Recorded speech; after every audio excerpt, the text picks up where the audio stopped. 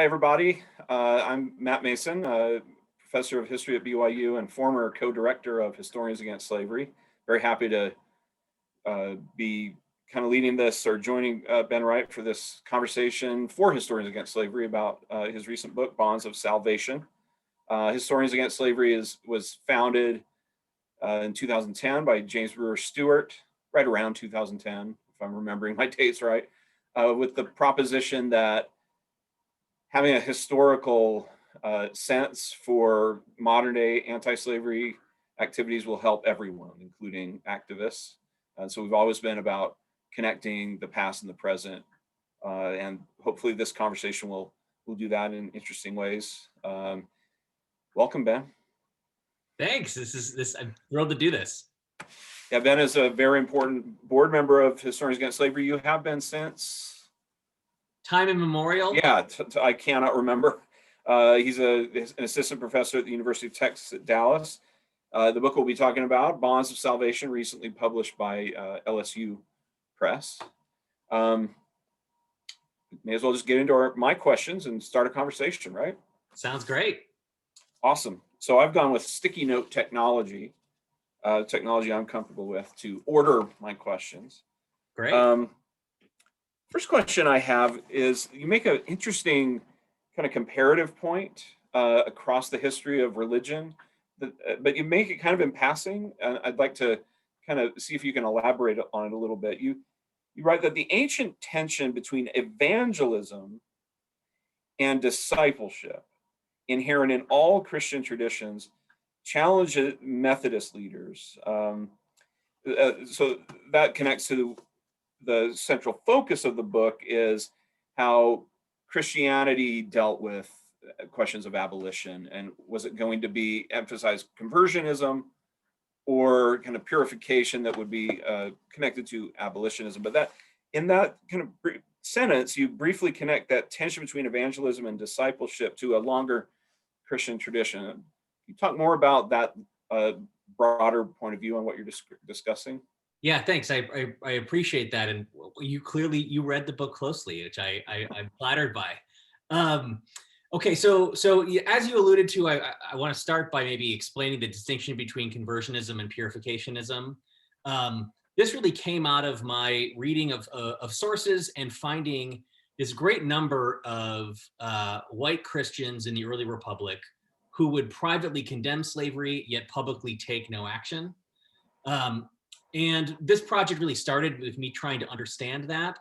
And what I came to find is a fairly widespread ideology, this confidence and faith that the world was getting better. Inevitably, progress was on the way. The American Revolution was a kind of moment in launching a new era for humanity. And Christianization would be a part of bringing in, the new millennium or the unfolding of enlightenment. They both kind of blended with this kind of optimism. And so if that's where history is headed, and if Christianization and conversion is a part of that, why would you risk, damaging Christian unity? Why would you risk, the kind of divisive work that anti-slavery and abolition really required? So that ideology of expecting progress to flow from expanding salvation, that's what I call conversionism. Purificationism is the belief that actually, if we want salvation, we've got to fix some of these sins, including and maybe especially the sin of slavery. So, yeah, I do think that this is not just a tension that existed in this moment. I do think that there's always a kind of question of where are you going to devote your attention? Do you think about looking outside of the church? In trying to make the majority of your emphasis on kind of bringing folks in, or are you thinking about what is the nature of the community, and how do we become more Christ-like or live according to our values? Now, these are not hard and fast boundaries. Of course, Christians cared about both, but when it came time to adapting a kind of response against slavery, folks had to kind of choose.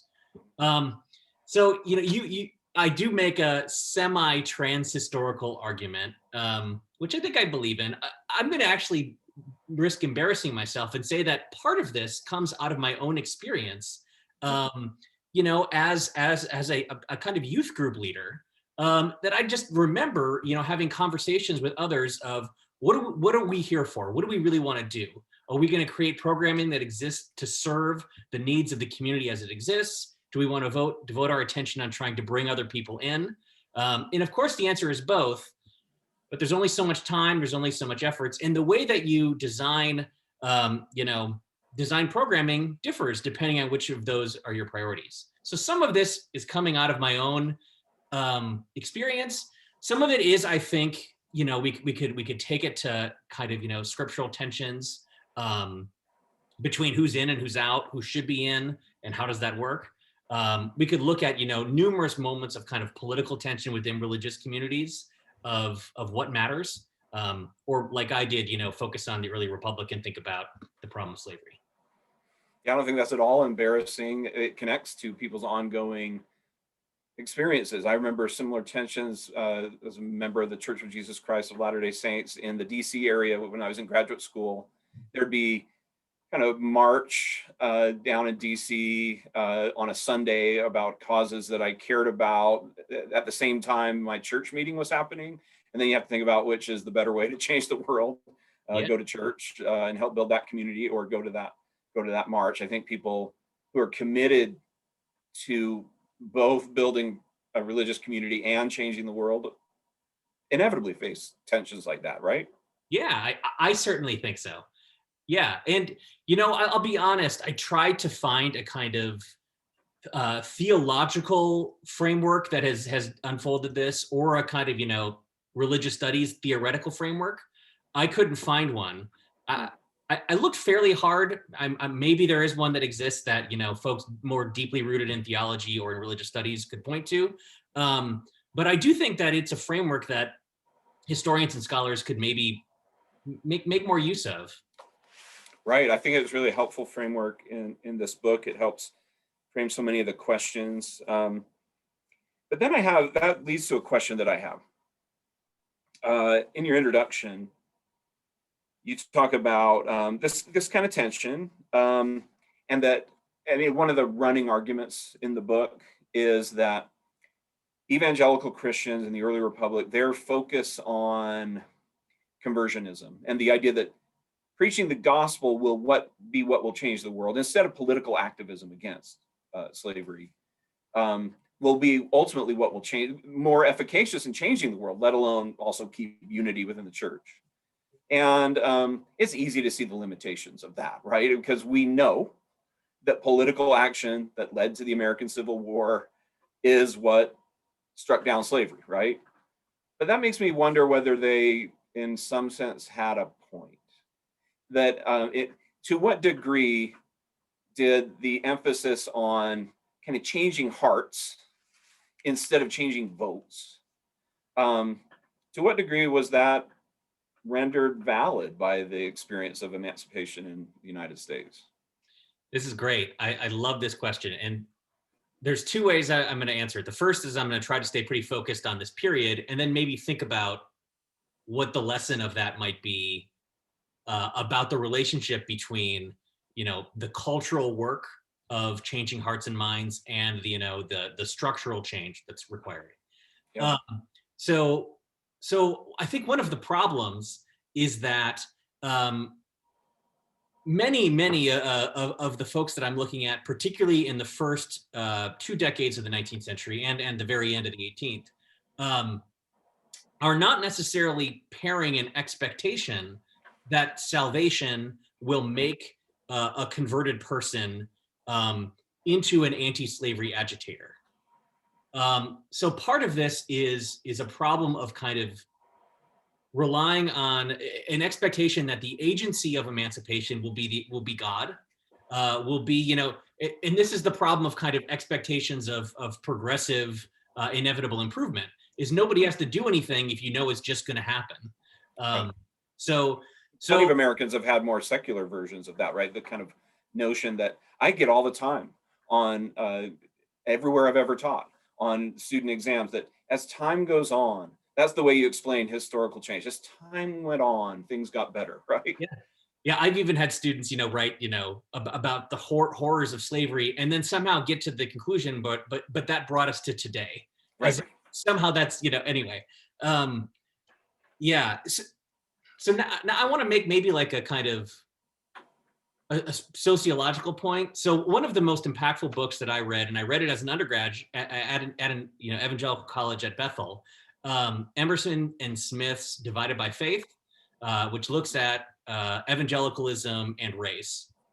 And one of the observations they make, and they're sociologists, is that evangelicalism, and I think Protestantism more broadly, has a tendency to think about problems as individual problems, in a way that kind of misses the existence of structures in structural inequality. And I think we see that today with the inability of many, well-meaning white people to recognize structural racism.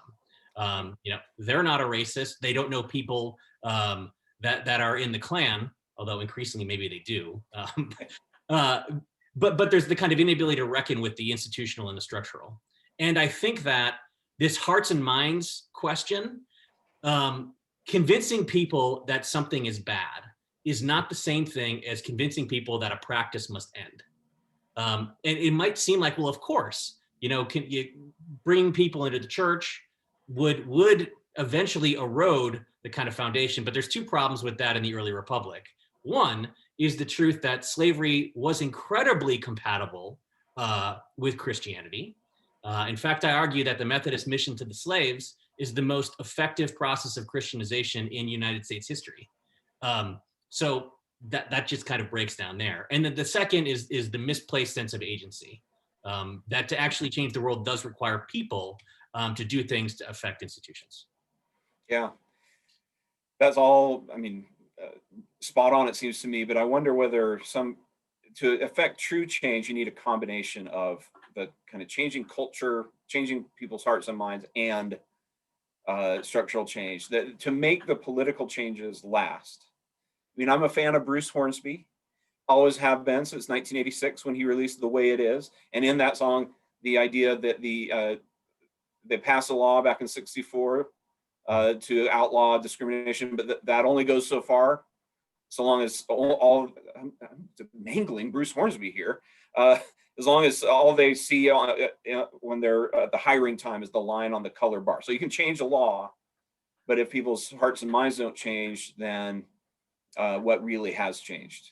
Is there something to be said for these folks' point of view, from that point of view, that you need both? Yeah, and so I think once we get to the kind of the more radical abolitionists, certainly moral suasion is drawing on conversionism in a way. It's the belief that we're going to change people's minds. The difference is it's a willingness to be confrontational, and this is, I think, an uncomfortable lesson of this book.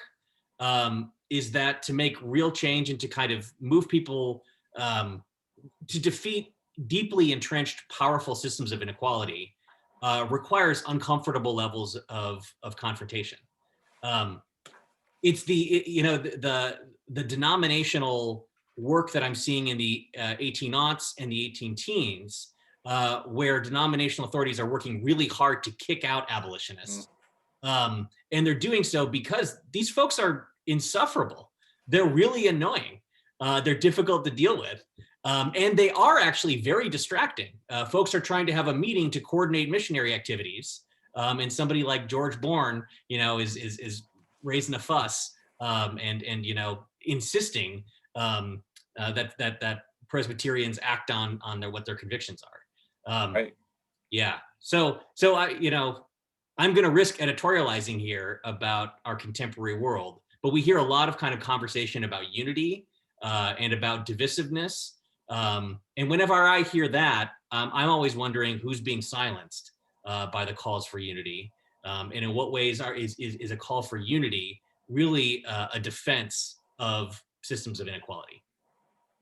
Yeah. Now that leads me to a slightly different angle in terms of contemporary issues, because one of my sticky notes, I highlighted a portion late in the book where you're dealing with the way in which the divisive sectional politics of slavery divided these churches, and that, and you rightly point to that as an incredibly important moment when you split into Northern and Southern Baptists and so forth, on the road to the American Civil War, and that shows kind of division impacting a movement, a division about slavery impacting a movement. What I wonder if you're also seeing this, or whether this is just a Utah thing today, is that for most of this century, anti-human trafficking has been one of the few bipartisan issues. Like the Bush administration and then the Obama administration, pretty much the same in terms of how they dealt with anti-human trafficking efforts. That's something you could get people behind from both parties for different reasons. Sometimes the evangelical Christian and the secular feminist could come together behind this, right? And so forth. What I'm wondering if you're also seeing is slightly analogous, if somewhat different to what you describe in the book, is the kind of politicization of anti-human trafficking efforts in very recent years. For instance, with the rise of QAnon and the way in which the crazies have politicized the idea that Democrats are all drinking human blood and trafficking in children out of a pizza parlor in DC, and the way in which that has the potential for extreme politicization to hijack what once was a kind of bipartisan issue. Am I the only one seeing that and worried about that? Yeah. So I guess I have a couple of thoughts about that. On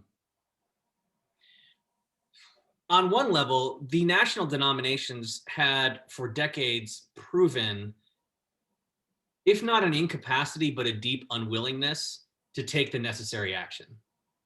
So I think, in some ways it is a tragedy that you have these schisms, but it is a much needed tragedy to break up ineffectual and kind of unproductive institutions. So that brings me to the kind of contemporary question. I do find that you're right that up until very recently, there was this kind of, universal consensus of anti-human trafficking. I often, however, would find it fairly thin. And I would often find, so I pick on this too often. I love Calvin College. It's a great institution, Christian Liberal Arts College in Grand Rapids. And I gave a small little talk to a couple of students there about human trafficking. And the week before I did, they had this great TV show where the president of the university was talking about human trafficking, an example of that kind of evangelical anti-human trafficking energy. But it began by saying, the most common form of human trafficking today is sex trafficking, which actually makes up less than 20% of all modern slavery. So I do think that one of the problems of the kind of shallow bipartisan conversation about modern slavery is that it's rooted in a perception of what human trafficking is that's not real. It has more to do with Liam Neeson movies than it does with the reality. So when you start really kind of trying to understand what is human trafficking, what is modern slavery, if it's a manifestation of global poverty, it's deeply connected and a component of global capitalism. And if you now start trying to have conversations of how do we eradicate global poverty and how do we regulate global capitalism, all of a sudden the kind of fuzzy bipartisanness begins to disappear. Yeah, and I take you to be saying that is, we're so used to yearning for unity. So much of the yearning for unity that you describe in this book amongst evangelicals is mirrored by the larger American population yearning for unity amongst the polarizing times. But that unity, you seem to be suggesting, can come at a cost and might not be worth mourning if it goes away, if it's the wrong kind of unity. I think so. It can be it's a belief that kind of strikes at the core of a kind of small L liberal conception of politics.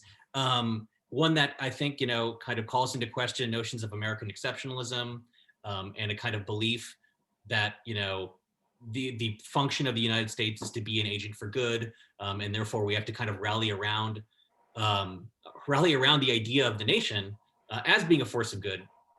And I think that that's one of the things that studying history, unfortunately, it makes it really, really hard to continue believing that. Right. Yeah. Yeah, that's why historians are just not often popular at rallies or dinner parties. And so we were always, it's more complicated than that. We always want to say that to everything, whether it's this issue or surrounding issues. Yeah. Um, I, that's fascinating. Were you gonna?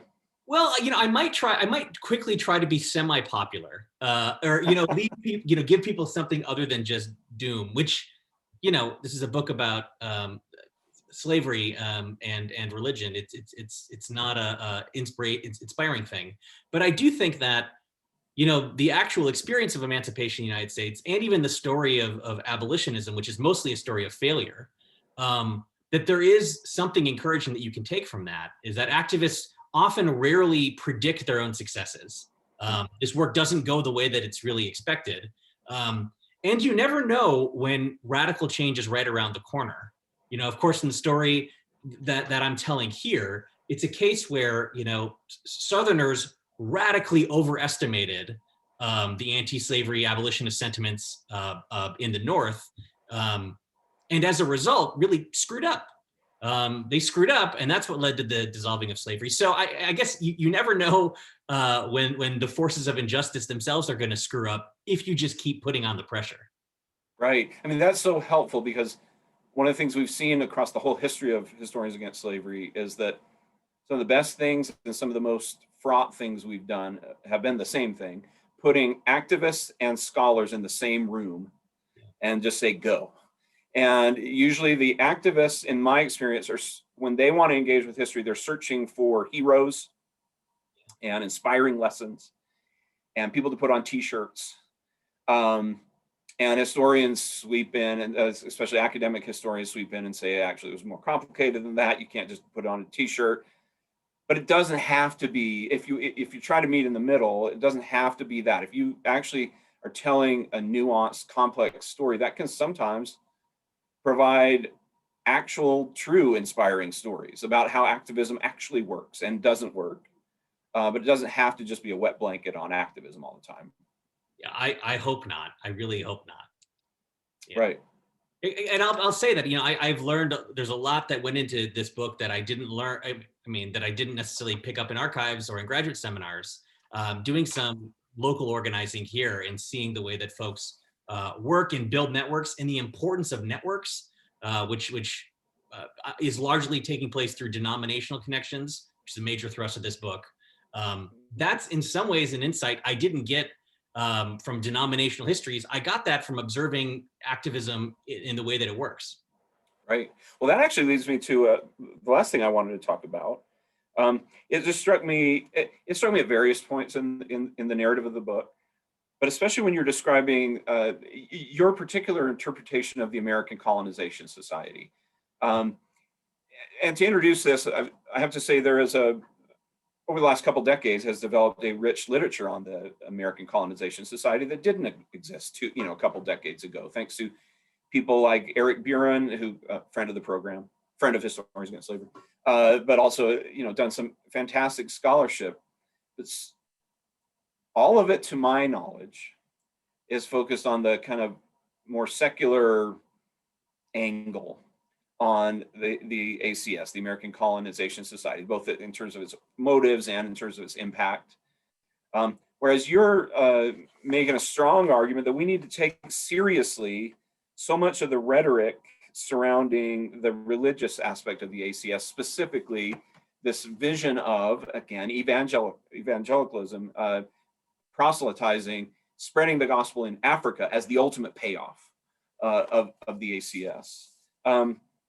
That to me is kind of a symptom of the larger contribution of this book, taking religion seriously.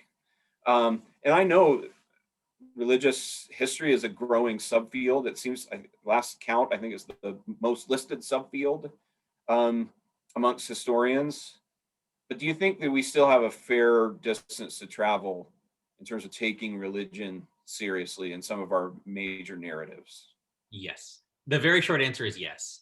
And I often find that One of the questions that I'm sometimes asked is, so all of these people are saying all of these things and using religion to justify it, but did they really mean it?